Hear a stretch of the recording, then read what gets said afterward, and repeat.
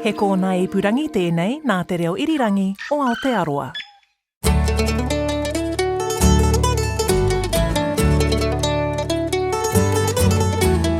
Kia ora e te whānau, welcome to the Country Life Summer Series. I'm Duncan Smith.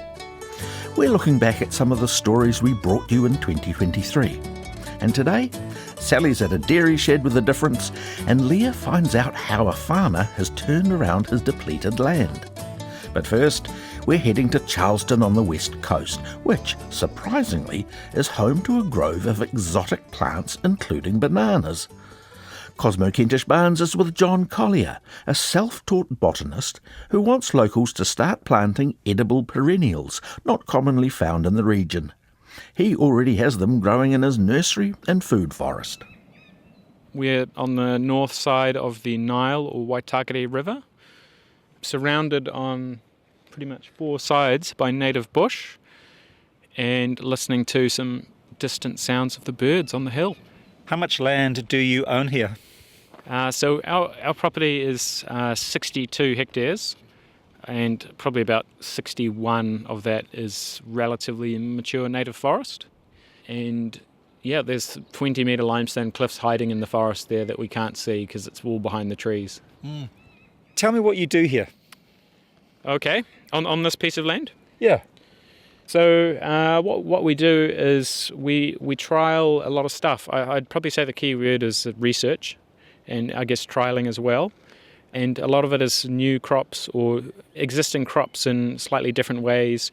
Lots of very unusual stuff. So how many plants have you got in total? How many different varieties do you think? Different varieties or seed sources, probably 300 I'd estimate. There's at least 1,000 plants at last count, and that was quite a while ago. We're probably close to 2,000. And you've got the nursery in a big clearing. Beautiful plants. So the nursery at the moment, I have a mostly full-time desk job. So I'm a software engineer. I work 4 days a week for a Wellington company.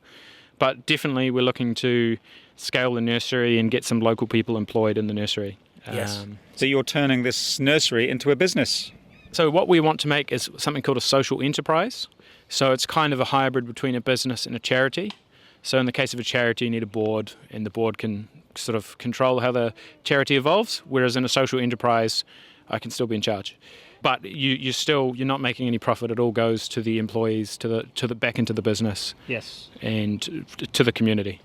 So the ideal way that things will go is that we will get the community growing all of these different food plants, whatever succeeds the best.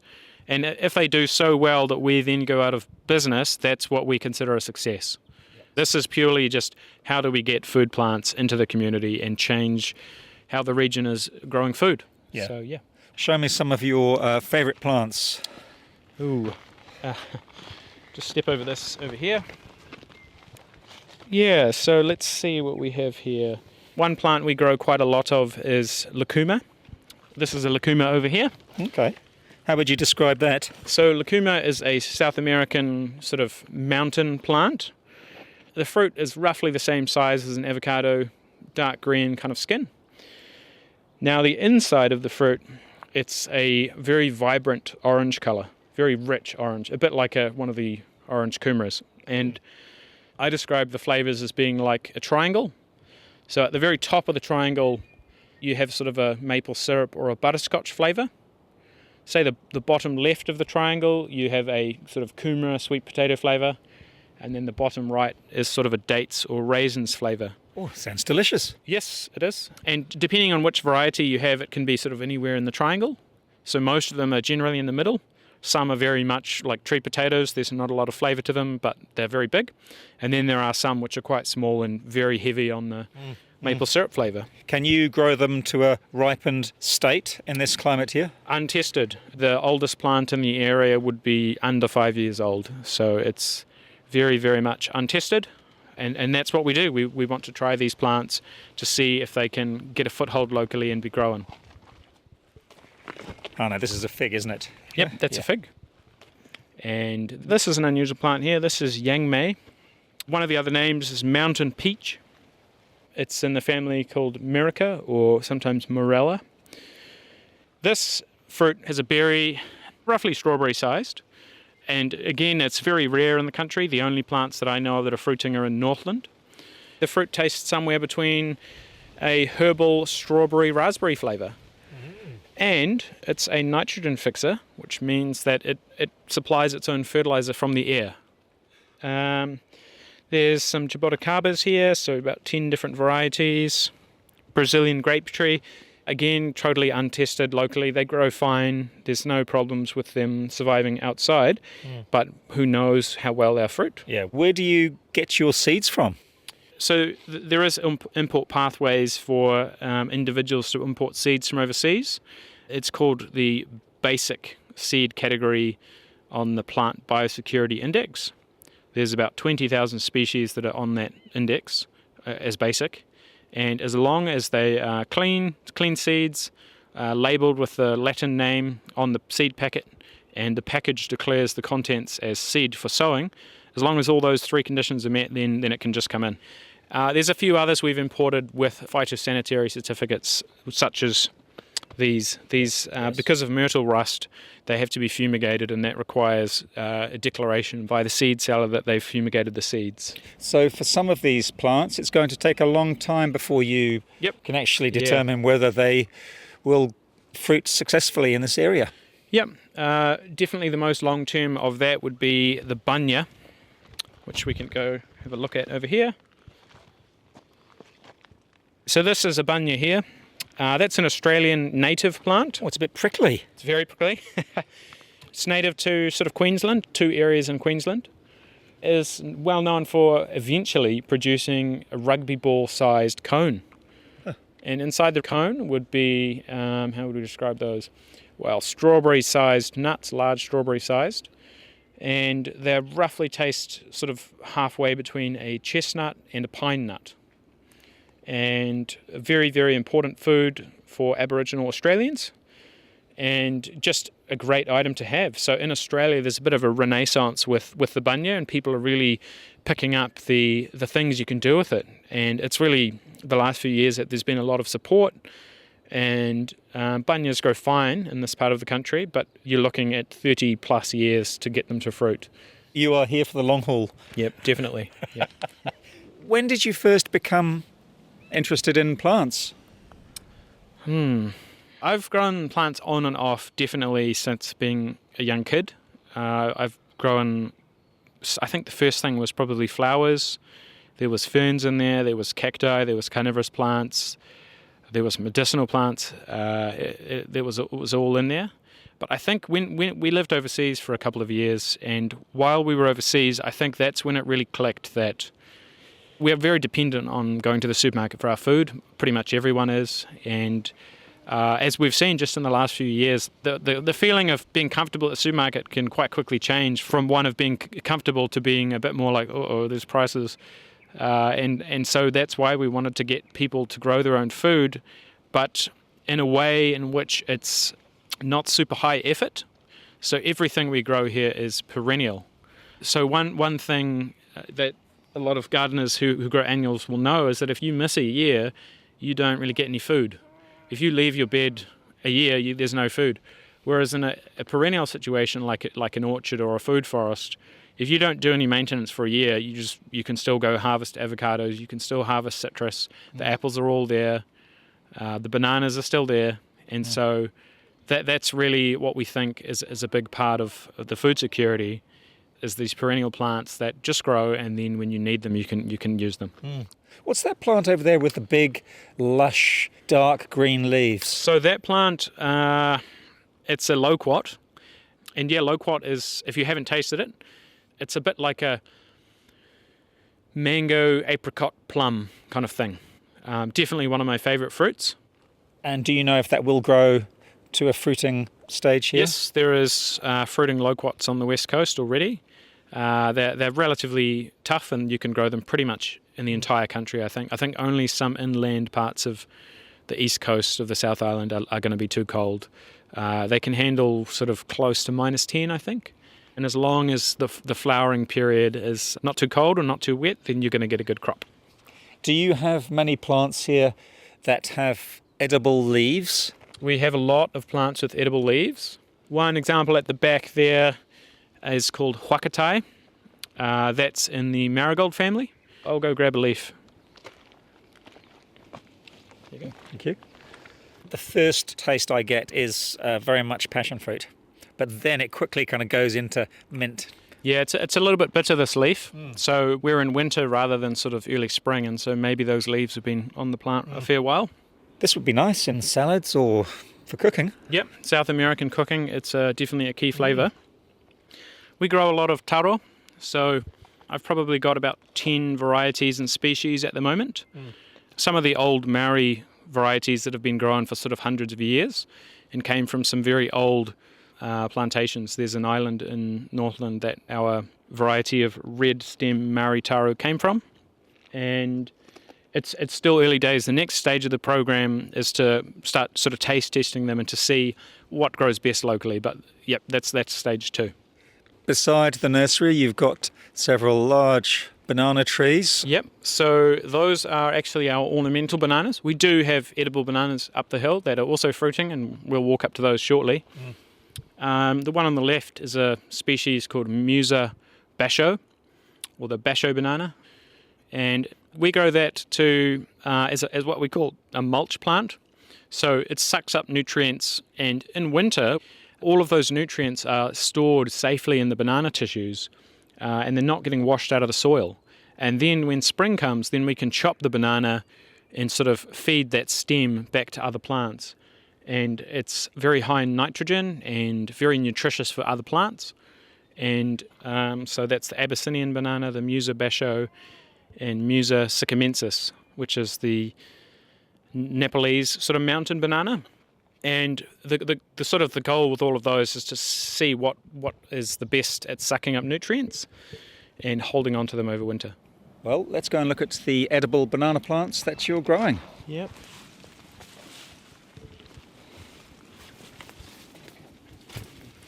We're just coming up to the older banana patch now. So here we have Goldfinger and Mesiluki. Nobody recommends another banana more highly than this. Yep. And so, yeah, we've been getting them into the community and getting people growing them. And we're coming up now to a couple of the terraces. So here is a Mexicola avocado seedling that we grew from some seed that escaped from a very old avocado orchard. The skin is very thin, and actually you eat the skin. It's peppery, and we're aiming to get this fruiting soon, and then we can do a bit more controlled hybrids and that kind of stuff. When you say we, who are you talking about? Oh, me and my wife. She does help me a fair bit, but also I've got a fairly good network locally of people who help. So some of the other stuff people help locally with is, say, the citrus.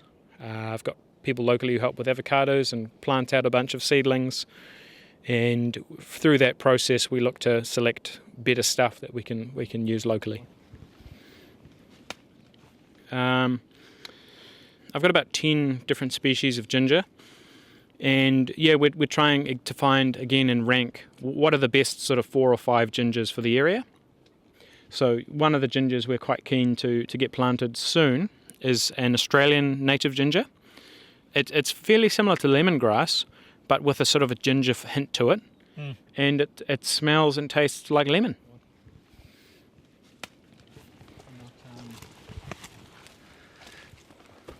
We've come about 10 metres further up, and what have we got here? What we have here is actually a native species of the nettle family from the Kermadec Islands. And this is a plant you should probably cook, but the raw leaves taste like peas to me. They do. Cooked peas. Yeah. That's one of the plants where there is no other recorded information of people eating it. Now you've got heaps of shells scattered around the plants. So what we do is we spread them through the soil, and we try and leave them sort of cup side up. And that way, when they're sort of buried in the soil, they're always going to act as a little reservoir of water. They also buffer the soil pH ever so slightly. So here you can see the workers have dug the path a lot. This is a terrace in formation, and we're about a metre above the true soil level. The terrace is about 1.5 metres wide, almost 2 metres at points. There's, I haven't measured it, but we're looking at 1, 2, 3, sort of 3.5, four of them. They're about at least 20 metres long. So yeah, that's close to 100 metres of terrace. A lot of plantable land. Yeah, and as we're standing now, we can look down at one of the banana patches of a variety called Pisang Awak. It just means normal banana. The Malaysian word sounds way more exotic. Yes. So that one there's now probably 5 or 6 pups, and we'll split those off in spring. And already there's starting to be a bit of a dent in the local area from bananas that we've supplied. So other people are starting to get fruit on their plants, and who knows, there could be a lot more backyard bananas in the Bulla.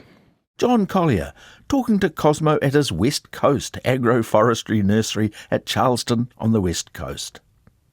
Next, Leah Tebbit meets Mohi Beckham, a farmer looking to the sky to help him on the land. He took over his Bay of Plenty farm 5 years ago, but it was in poor shape. It turns out he had more than just the land to heal. Over the beautiful wet season that we've had, our farm was underwater for quite a lot of it. The paddocks that actually survived, or the better paddocks out of our paddocks, are the ones we did the diverse pastures in. And look, I don't know, I'm still learning why and how, but that's one thing I have noticed. Yeah, so literally the other paddocks are just brown and rusty looking, and it's been a hard year, but that's one thing I do have noticed is the diversity. Our diverse paddocks have actually survived better than the monoculture paddocks. It's raining in Otamarako, not far from Pukahina in coastal Bay of Plenty, where Mohi Beckham farms. The rain is something he's had to get used to in the past 18 months, as it seems like it never stops. So he decided to sit down with a cup of tea in the lounge, with a window the length of the wall showcasing rolling paddocks that lead to the ocean. It's the backdrop of our conversation, where he tells me it was his brother who pushed him back into farming after his mother died. So we cruised around. I looked around the parts of the country, and this place seemed to be the best location. Rundown side of things, it was pretty rundown. Like, we didn't realise how bad the state of the place was until we actually come onto the farm and check things out. So power, water, fencing, pasture was well below par. But took a while. We're getting there, but yeah. Silla Farm is around 220 hectares in total, milking over 400 cows. Alongside the dairy operation, there is around 50 hectares being developed into kiwifruit and avocado orchards. But that has only come after a lot of hard work to get the land back to good shape. When you first came on farm, you obviously knew you wanted to make a difference on this bit of land, but did you know how, and did you know what to do? Not at all. So I had a couple of friends/mentors. They kind of took me under their wing, and I've never farmed on this part of the country. You know, it's a different type. Yeah, I'm more central plateau farming, so there's less pests, there's less weeds, there's less everything. Like, this place just grows everything because of the range of temperatures, and the grass was nearly waist high across the whole farm off straight Kaikuia. People think that's a lot of feed, but you probably get more nutrition out of cardboard, to be honest. That's how crap Kaikuia is. So we had to get the cows to chew it all down to lay the platform for us. So by then it was calving. Cows had lost quite a bit of condition, but they had to chew it down to get us through. And yeah, we just had to go through the process. So when spring came along, then we could actually put seed in the ground. But the cows lost a lot of weight over that whole time. We were milking twice a day as well. We were kind of farming for survival because we didn't know how the farm worked, what works well, the good paddocks, the bad paddocks, because they all kind of looked bad. So we got into undersowing, putting in different pasture species, got into a bit of cropping, just to try turn over a bit more palatable, high energy feed for the cows to produce on. And yeah, that was the first 2 years, year and a half to 2 years. That takes us to about 2020, 2021? Yeah. And obviously at some point you've made a transition again to put more focus on the land and the health of the land. What was the change that happened in you that made that happen for the land? So around the end of 2020, beginning of 2021, I was always miserable, and I didn't know why. Like, we live on a beautiful farm in a beautiful whare, but I was miserable a lot, and I didn't know why. And like, I went and saw a counsellor or a shrink or psychiatrist, whatever they're called. We sat down and we got yarning, and she brought back all the childhood stuff. A lot of the stuff I believed in was from childhood, and because of what we were doing on farm at the time, it didn't gel well with me. Like the values they weren't aligning. Disconnected. Yeah. She made me realise that, and I come home, and to be honest, I kind of bit of a tear time. Went into the paddocks. I was actually crying for a bit. I realised that what we were doing to our bodies, I was probably doing to the soil. Like, I wasn't doing the right thing anyway. And then kind of like the stuff my mum taught me growing up that I kind of put on the back burners, kind of opened up my eyes and realised what she was trying to teach me when I was a kid. So regenerative farming wasn't a word back then. To this day, those gardens at the family homestead, topsoil from here to bling in Africa, man, like it's deep as.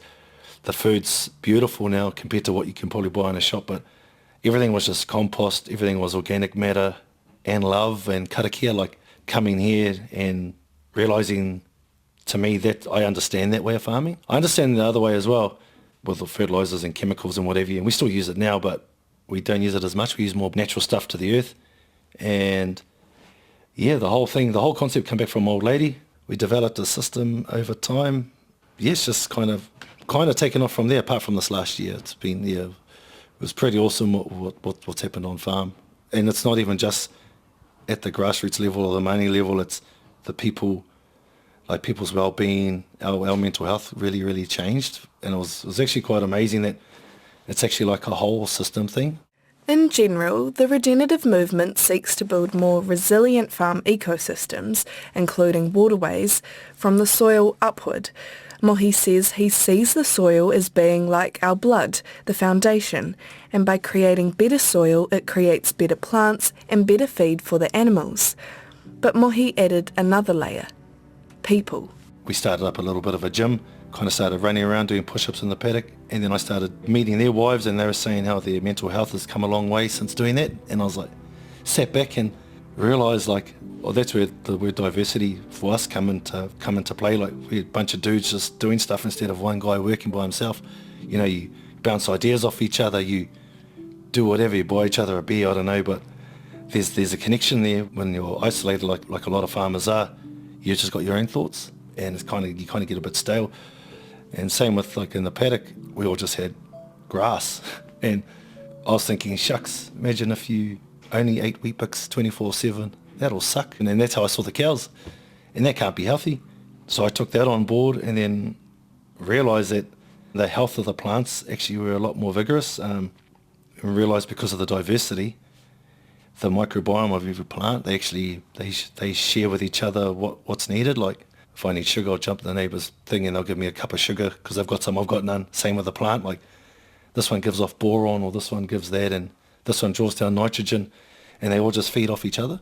From there, you took it a step further, I guess. You didn't just stay with the regenerative model, but you looked into the maramataka, which is the Maori lunar calendar. Where did that come from, I guess, first of all? Because you're Maori, but that's not something you knew much about, was it, growing up? Not really. Like, my mum's childhood, they did a bit of that up north, in the far north with the family gardens and that. But I've never really heard of anyone doing things like that to scale. Yeah.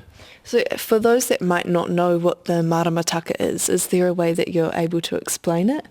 Yeah, so for me, the maramataka is, a lot of people probably go off the fishing calendar, which is the maramataka. People made fun of me following the maramataka with the growing, but they'll go fish on the high energy part of the lunar phase. So all it is just the moon gives off different energy at certain times of the month. So it'd be like the new moon, the full moon. And yeah, certain parts of the lunar phase is when good things happen, good time to grow, good time to plant. And other times is not so much. So that's when, with those riparian planters, the low energy days they'll have off work. Entwining the maramataka into his plan to turn the farm and his own health around, Mohi hired riparian planters who followed the lunar phases when planting along the waterways. Because they pulled data off as well, what they were doing, and they did say, like, I think it was like if you have 80% survival rate, you're doing really well, and that's it. The conventional guys are getting that, and these dudes were sitting around like 93% survival rate of plants. So that in itself was like, well, you know, instead of a 20% loss, you get a 7% loss. So you put that into a dollar term or a dollar figure, it's quite a lot. So if you put that into like a soil health or something that's living, then you realise, yeah, that's a massive difference. Remember that gym that Mohi mentioned earlier? Well, it's a large shed at the back of his house. It's better known in the community as the Hub, where at times it's seen 35 people come at once to sweat it out. This is more of a gym than I thought it was going to be. Yeah, there's become a vision, to be honest. So you got everything. You got bench press, you got all the boxing gloves, all the kettlebells. Yeah, no, it's awesome, eh? Like, What kind of people are coming along? mainly farmers, our local vet, some Fonterra workers, just local community, so it's free. So we just open up to anyone. As long as you're a good bugger, you can come, really. So afterwards, so we might have a glass or two, but that's where the talking happen, and that's that other part of the mental health, you know, a sweat and some high fives, and it's awesome, and then we go sit on the deck and beautiful view and some good corridors, and that's where I think a lot of the magic does happen, is people talking. Yeah. I bet it's been a bit of a blessing though this year to have that. Massive, yeah. Even for myself, like I still struggle a little bit here and there, especially with how bad things are going outside, but if it wasn't for this, I'd probably be in a worse state. And yeah, a few other people have mentioned that, and so have some of the wives, and we have become really close. Yeah. To think though that you came here about 5 years ago and you've created all of this in that time, like a whole community. Oh, nah, but it's everyone, eh? Like, You're honestly being humble, because at the end of the day you've changed the land as well, you've changed yourself, and you've changed other people, you know what I mean? You must look back and be like, far, I've come a long way. It's pretty cool. Like, it's awesome, and I'm used to being in and around communities. Like, we lived Central Plateau, so we're a pretty good community as a whole, and we could get-togethers. Everyone was based around the school, and that's what seems to be happening here at the moment, and it's been really good. But yeah, it's a team effort. Of course it is. Mohi Beckham there at Silla Farm. This is Country Life on RNZ National 101 FM.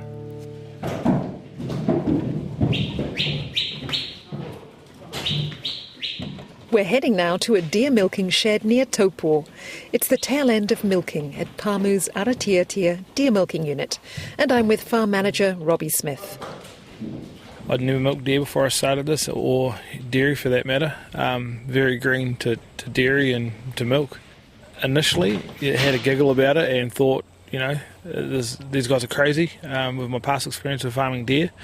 And then sort of the idea sort of grew on me, and yeah, here I am today, and I love it. It's awesome.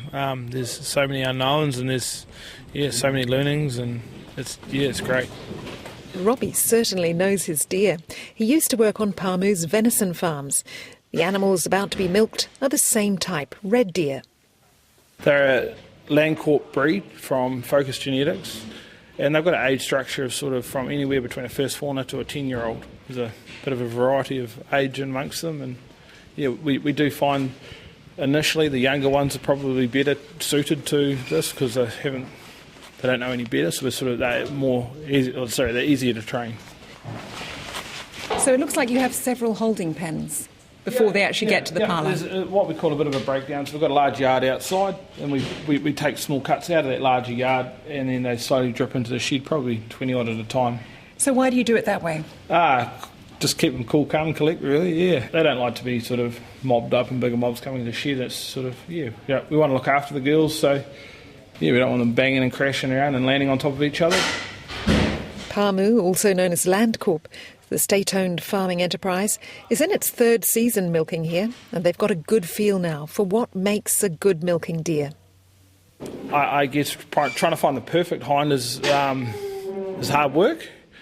More often than not, the better suited ones are sort of have got a little bit of go amongst them. Like we've probably taken more out that are non-suited because they're too quiet than we have from the other end of the scale from being too flighty. Really? Yeah. Why would too quiet be a problem? Too quiet because we're pushing them around all day.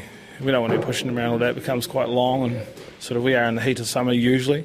Are the deer waiting to come into milking, or do you have to cajole them in? Yeah, I wouldn't say they're trained like dairy cows just yet, and I think we'll have them with time. But for now, we certainly have to sit behind them and give them a bit of a hurry up to sort of, it's time to go, girls. Initially, we sort of gave them treats of deer nuts and stuff like that to sort of help relax them in the stalls, but we've gone away from that now, and we sort of give them their treats in the paddock.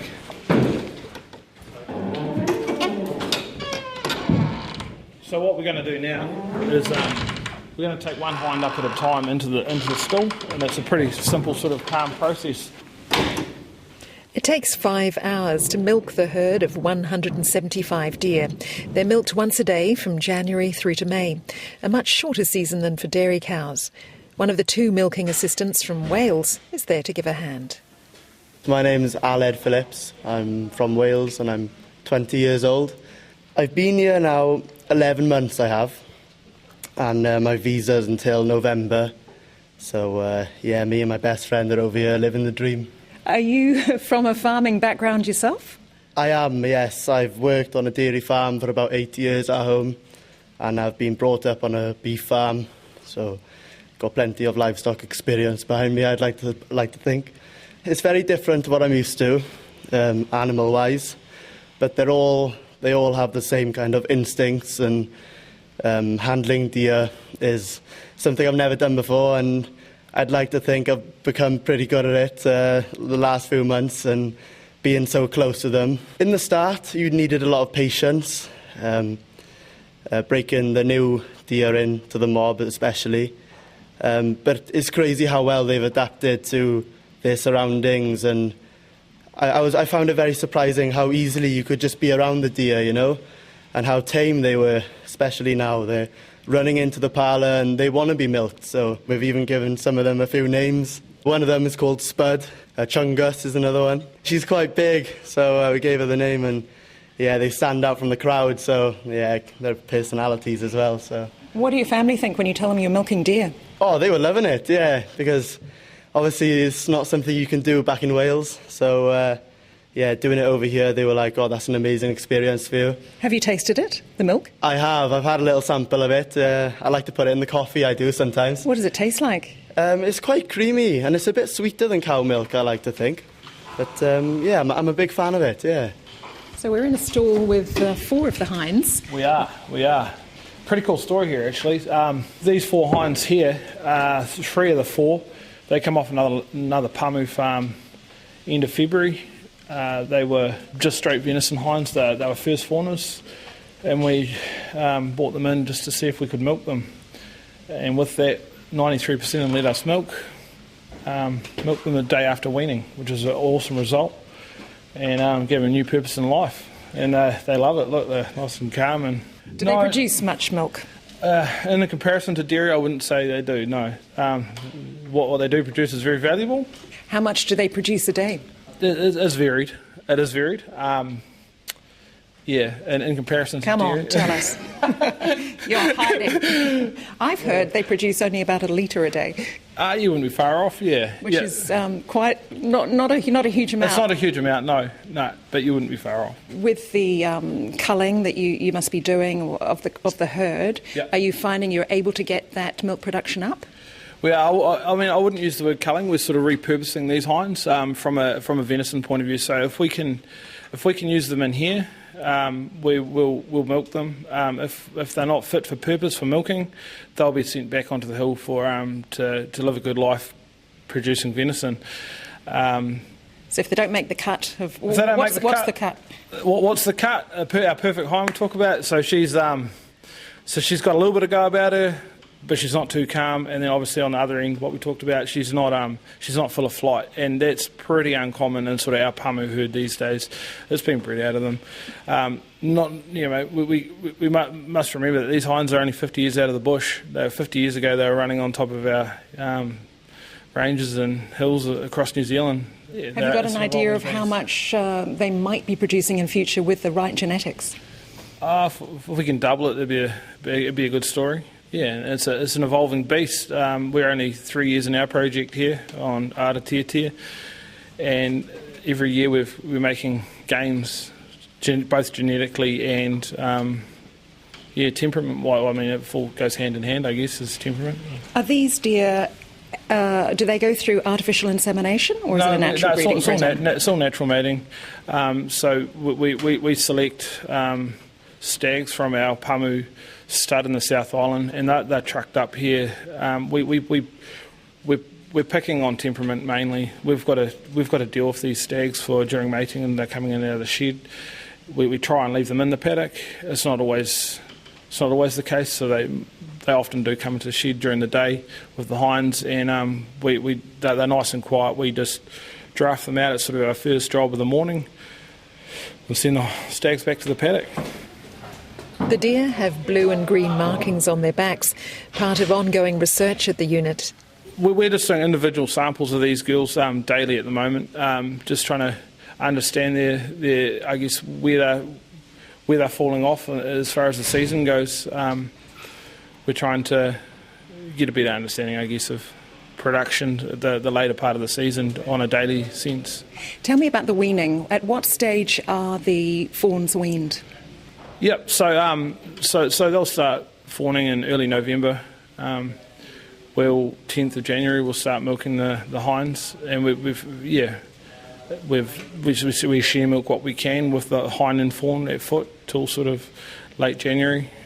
So they have a lot longer at foot, the fawns, than a calf or the dairy cow? They do, yeah. We're aiming for a 12-week lactation on mum. We're getting a beautiful fawn at the end of it. We've got to look after that fawn as well. That's our next generation coming through. So, what happens to the fawns once they are weaned? Are we going to have bobby deers? No way. No, there's a huge value in venison and obviously replacements as well for these to replace these girls as they age out. All of the fawns would be used in the milking herd eventually? They'll be given a chance. They'll be given a chance. With the deer safely in the stalls, which have high sides to keep them calm and remove any temptation to jump out, we head down to the pit to meet Karina Livesey, who's fitting cups onto their udders. Hey Karina, how are you? I'm good. Good. What are you up to? Yeah. Nice. Now, we're not allowed to show any images of this pit. Why is that, Robbie?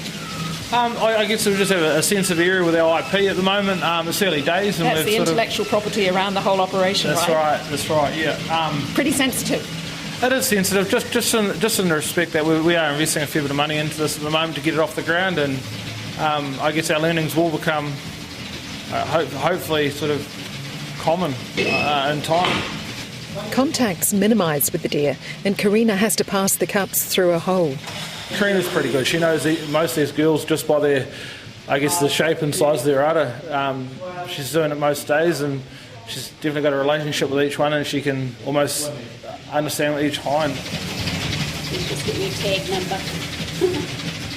How long have you been doing this, Karina? Doing this? Only since January, but I have prior experience in sheep milking as well as dairy cows. Oh, how does it compare to sheep milking? I milk deer any day. They're just so placid and they just stand there. We are coming to the end of our season, so volumes are down, but there are still some girls really holding on to their milk and could go for quite a bit longer actually. So, but as you can see, you can do anything with them and they just stand there. Karina's here for the full 5 hours milking, and while she can't see who she's milking, she can make a good guess. There are particular udders that I can recognise who they are. Yeah, definitely. Like I can predict our best milking hind, what she looks like from behind. A couple of others that are probably, they're not overly jumpy, but you know they might just jump a little bit because they'll get a fright, so you just know to go in quietly with them. And she says not all the udders can hold 4 cups. Well, as you can see, she can hold 2 quite comfortably on the back and definitely would be able to hold 2 on the front. But we do have some deer that have their back teats that will just face inwards a little bit or a bit too close together. They probably couldn't hold the four. Yeah. So even some of those struggle to hold two, so we have to stagger them off centre. Yeah. Put one on the front and one on the back. Yeah. So, but yeah, if we could get them with 4 clusters, it would just, you'd be able to up production and efficiency of milking.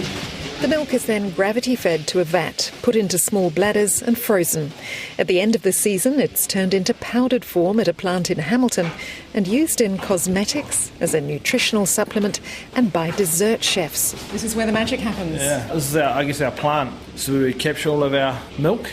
Asia is the big market at this stage, and deer milk's potential as a superfood for ageing people is what has Pamu excited. I caught up with Hamish Glendinning, Pamu's business lead for deer milking, to find out more.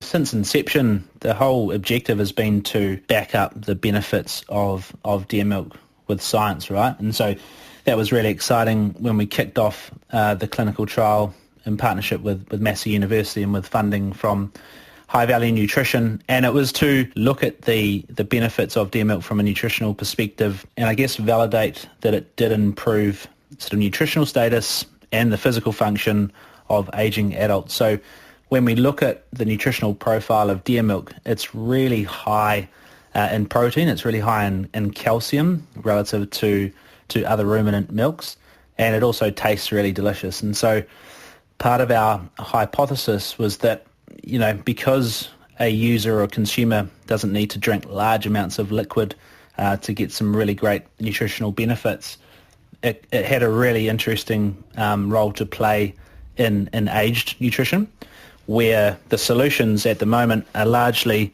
you know, fortified beverages, which don't often have high amounts of compliance.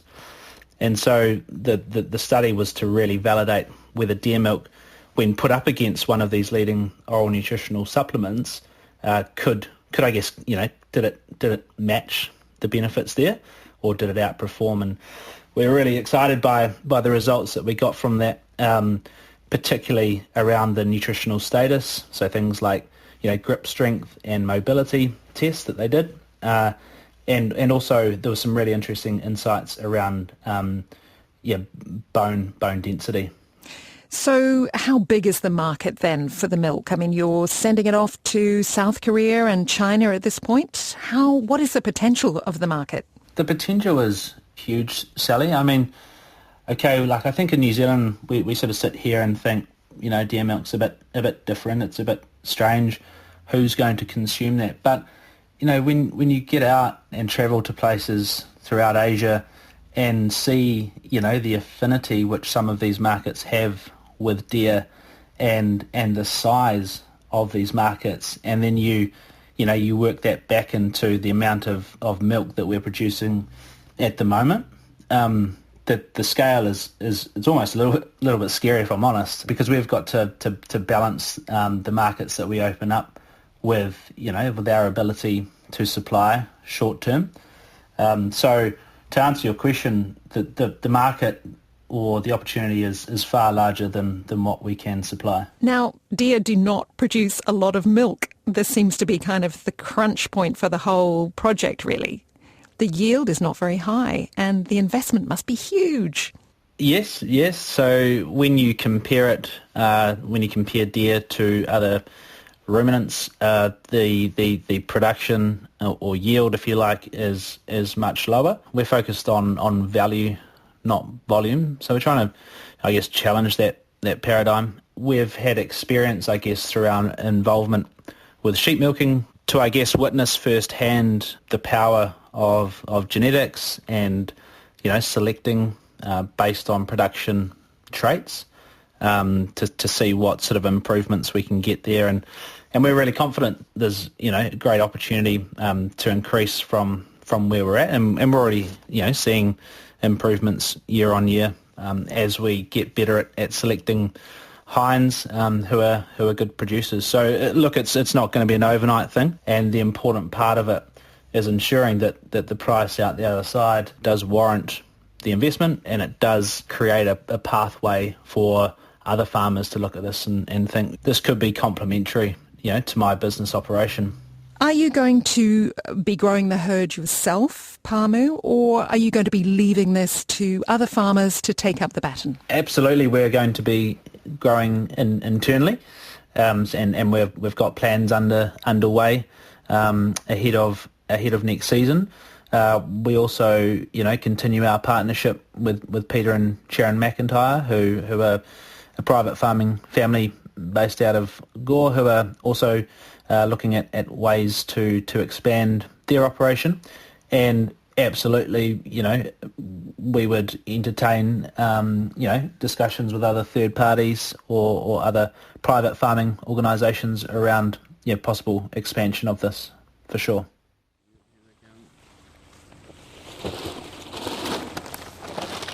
Back in the paddock, the mob is getting a feed of deer nuts.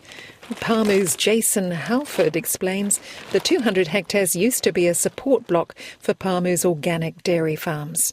Deer are real grazers, so they like to forage around and have different types of feed. So we're basically loose in here, but we'd definitely like to see in the future bringing in some mixed swards and getting some plantain and chicory into that. So just to give them something else to eat.